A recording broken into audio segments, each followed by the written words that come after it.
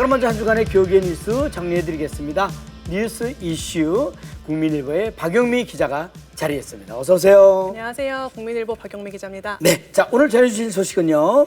네, 지난해 기준으로 전 세계에서 사역하고 있는 한국 선교사들의 숫자가 2만 3천 명이 넘었습니다. 네. 대다수가 오랜 시간 고향을 떠나 있어서 외로움을 호소를 하고 있는데요. 또 현지인에게 퍼주기만 하다 보니 영적으로 고갈 상태가 되기도 하고 네. 오지의 경우 아파도 제대로 진료조차 받지 못하는 경우도 많이 있습니다. 네네. 이런 선교사들을 위해서 직접 현지로 찾아가 힐링을 선물하는 서울 드림교회 소식 전해드리겠습니다. 아, 그렇군요. 이 세계 곳곳에서 복음을 전하기 위해서 애쓰시는 선교사님들이 정말 많이 계시죠. 네. 우리가 다 알지 못하는 고충들이 얼마나 많이 있겠습니까? 그런데 그분들에게 직접 찾아가서 네. 위로해주는 캠프를 열었다는 얘기죠. 네, 맞습니다. 2012년부터 시작된 서울 드림교회 힐링 캠프는요. 네. 선교사들의 지친 영과 육을 치유하고 또 새로운 힘을 불어넣는 프로그램입니다. 네. 올해까지 선교사 1,500여 명이 힐링 캠프에 참여를 했습니다. 네. 이 캠프가 특별한 것은 모든 일정이 비밀이라는 건데요.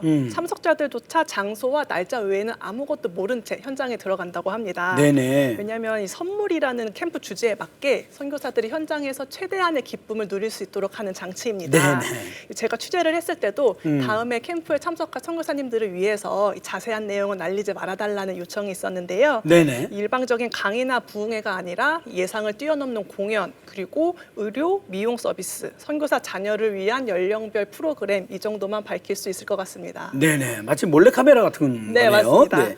말만 들어도 선교사님들에게 깜짝 선물이 됐을 것 같은데 이렇게 해외에 나가서 선교사들을 섬기려면 성도들도 준비를 많이 했을 것 같은데 어떻습니까? 네, 그렇습니다. 올해는 말레이시아에서 힐링 캠프가 열렸는데요. 선교사와 자녀 393명이 캠프에 참석을 했고요. 네. 또 서울 드림교회 성도들은 244명이 도우미로 나섰습니다. 이 도우미 성도들은 각 팀으로 나뉘어서 2달 동안 기도로 캠프를 위해 준비를 했다고 합니다. 네네. 특히 의료나 미용 봉사를 위해서는 이 생업을 멈추고 봉사를 하기 위해 달려온 성도들도 있었는데요. 네. 선교사 건강검진을 하던 중에 이 암과 같은 중병을 발견을 한 경우도 있었고요. 예. 또 성장에 맞춰 맞아야 할 예방 주사를 맞지 못한 선교사 자녀들에게는 백신을 또 접종하기도 했습니다. 네네. 또 미용도 인기가 아주 만점이었는데요.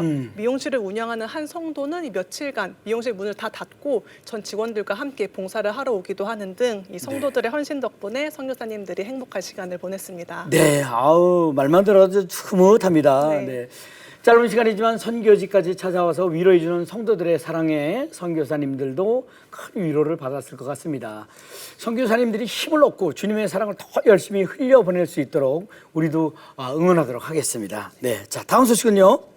많은 교회들이 복음 전파를 사명으로 삼고 한 영혼을 전도하는 일에 나서고 있는데요. 네. 개척교회부터 초대형 교회까지 이 한 교회가 1년에 전도하는 평균 수치는 얼마나 될까요?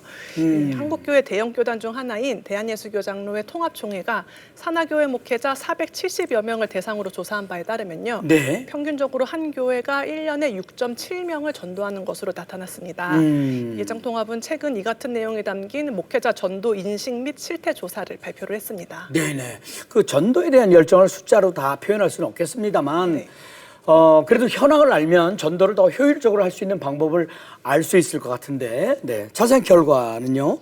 네, 예장통합 산하교회 4곳 중 1명은 1년에 1명에서 2명 정도 전도를 하는 것으로 나타났습니다. 네. 이 1명도 전도하지 못한 교회도 19%에 달했습니다. 전도를 통해 교회에 찾아온 사람 중에서 초신자는 10명 중에 3명꼴이었는데요. 다시 말하면 나머지 70%가 기존 성도들이 교회만 바꾸는 수평 이동이라는 겁니다. 교회 크기가 작아도 전도를 열심히 하는 교회들의 특징도 분석을 했는데요. 네. 이 교회들은 다른 교회에 비해 전도 교육과 훈련을 많이 하고 있었고요. 네네. 무엇보다 목회자가 매주 전도를 하는 등 먼저 모범을 보이고 있었습니다. 네. 교회마다 전도 축제 같은 여러 행사를 많이 하는데 이런 행사도 나름대로 의미가 있지만 무엇보다도 요즘은 생활 속에서 그리스도인의 모습을 보여주는 관계 전도가 더 효과적이라는 그런 의견도 많이 있는 것 같아요. 네, 맞습니다. 성도들이 생활 속에서 전도 대상자들을 만나서 그들을 섬기거나 네. 교회가 지역사회에서 선한 사역을 하면서 좋은 평판을 얻는 것이 그 어떤 전도 행사들보다도 더 효과가 크다는 결과가 있었습니다. 네네. 전문가들은 이제 한국교회 전도 전략이 프로그램 위주에서 벗어나서 그리스도인의 성화되는 모습을 보여주는 방법으로 바뀌어야 한다고 조언했습니다. 네. 아유, 잘하겠습니다. 네. 한 영혼을 주님께로 인도하는 일이 얼마나 힘든 일인지 다시 한번 생각해 보게 되는데요. 그럼에도 불구하고 끊임없이 해야 할 일이 영혼 구원의 일인 것 같습니다. 우리를 보고 주님을 믿을 수 있는가 한 번 더 깊이 생각해 보게 됩니다. 박유미 기자 대단히 감사합니다. 수고하셨습니다. 감사합니다. 네, 이어지는 다시 뉴스 보시고요. 다음 출연자 만나보시겠습니다.